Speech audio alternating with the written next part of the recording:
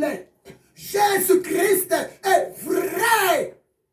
Si vous le croyez, aujourd'hui même, Jésus-Christ va éclater sa gloire dans votre vie. Et vous allez témoigner parce que Jésus-Christ est le Seigneur. La gloire n'est pas pour les pasteurs. La gloire n'est pas pour les prophètes. La gloire n'est pas pour les bishops. La gloire n'est pas pour les archibishops. La gloire n'est pas pour les cardinals. La gloire n'est pas pour Lucifer. La gloire n'est pas pour la sirène des sceaux. Mais toute la gloire est pour Jésus-Christ de Nazareth. Jésus-Christ est Seigneur. Il agit encore. Il a vaincu. Jésus-Christ est Seigneur. Il bénit encore. Parce que c'est lui qui est le créateur du monde visible. Jésus-Christ est le créateur, voire même du monde invisible. Le Seigneur te rassure sa délivrance. Le Seigneur te rassure sa protection. Le Seigneur te rassure son intervention. Parce que il te connaît par ton nom. Et tu as tout pris aux yeux de Jésus. Tu as de la valeur aux yeux de Jésus. C'est pour cela, coronavirus, la maladie ne peut jamais te condamner. Les sorciers ne peuvent jamais te condamner. Le monde ne peut jamais te condamner. Parce que Jésus de Nazareth, il a déchiré par sa mort à la croix l'acte, l'ordonnance qui nous condamnait. Jésus a racheté ma vie par son sang précieux. Jésus a racheté ta vie par son sang précieux. En Jésus de Nazareth, nous sommes libres. L'Éternel te rassure. Sa miséricorde. Je vis pendant que je dormais. Il y a 3 jours passés, le Seigneur m'a montré dans la vision. Tout le monde paniqué à cause de cette pandémie, à cause de cette épidémie. Presque tout le monde au fil indien, tout le monde dans la quête pour prendre les vaccins. Mais pendant que le Seigneur me montrait ça, dans la vision, pendant que le Seigneur me montrait ça, en même temps les gens étaient toujours dans la distraction. Les gens étaient toujours dans la distraction totale. Le Seigneur me montrait comment les gens continuent à tomber. Le Seigneur me montrait comment les gens continuent à pleurer.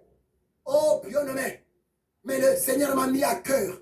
Il m'a dit de venir te rassurer. Les mois qui viennent, les jours qui viennent, n'ayez pas peur. Peu importe les informations que tes oreilles vont entendre, peu importe les images à la télévision que tes yeux vont voir, toi et moi, gardons notre foi en Dieu. Toi et moi, gardons notre confiance à l'Éternel Dieu. Rien n'est impossible à Jésus-Christ de Nazareth. Notre Dieu nous sécurise. C'est pour cela, prenez au sérieux ta vie de prière. Croyez-moi, c'est la vérité, mon ami.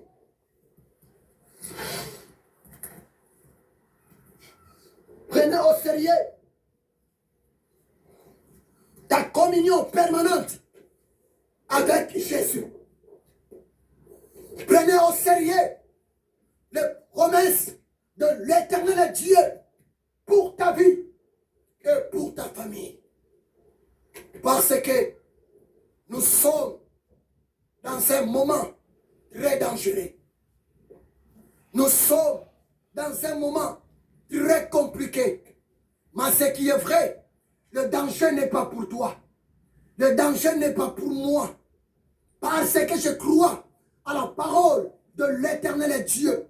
Je crois aux promesses de l'éternel Dieu.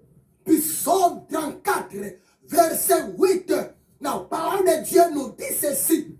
L'ange de l'éternel Dieu, l'ange de l'éternel campe tout autour de ceux qui craignent l'éternel pour les arracher au danger.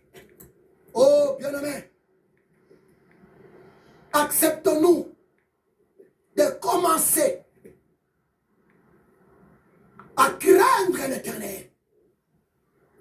Notre crainte auprès de l'éternel Dieu, ça se manifeste par l'obéissance de sa parole.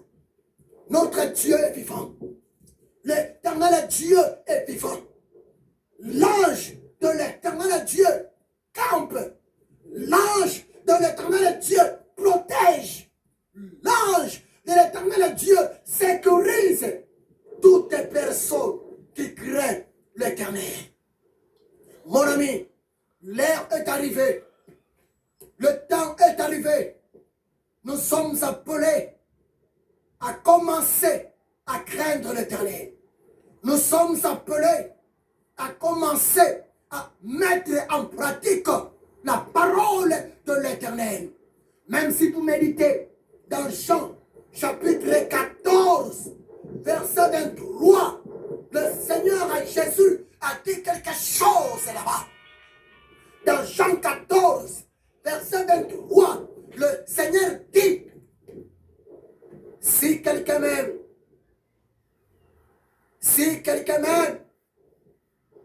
gardera ma parole, mon Père l'aimera. Moi et le Père, nous viendrons à lui. Moi et le Père, nous allons faire notre demeure chez lui et nous allons vivre chez lui. Le Seigneur vous laisse me dire, si quelqu'un m'aime, il va commencer à pratiquer ma parole. Si quelqu'un m'aime, il va commencer à aimer son prochain comme lui-même. Si quelqu'un m'aime, il va commencer à m'adorer en esprit et en vérité. Si quelqu'un m'aime, il va commencer à pardonner son prochain. Si quelqu'un m'aime, il va commencer à vivre dans la vérité.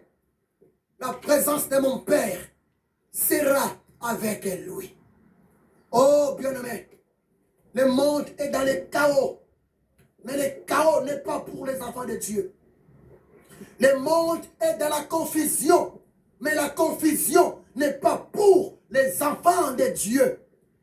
Le monde commence à pleurer. Mais la lamentation n'est pas pour le racheter du Seigneur. Dieu t'aime. Jésus-Christ t'aime. C'est ça ce qu'il m'a dit de venir, de te parler. Il m'a dit de m'approcher auprès de toi pour te dire, il te connaît. Et je vais lire pour toi un verset biblique avant de clôturer ma prédication. Ésaïe chapitre 43. Ésaïe chapitre 43, verset 1er à 3. Qu'est toute la parole du Seigneur? Je lis. Ne crains point, car je te rachète. Je t'ai appelé par ton nom. Tu es Quand tu passeras par les eaux, je serai avec toi.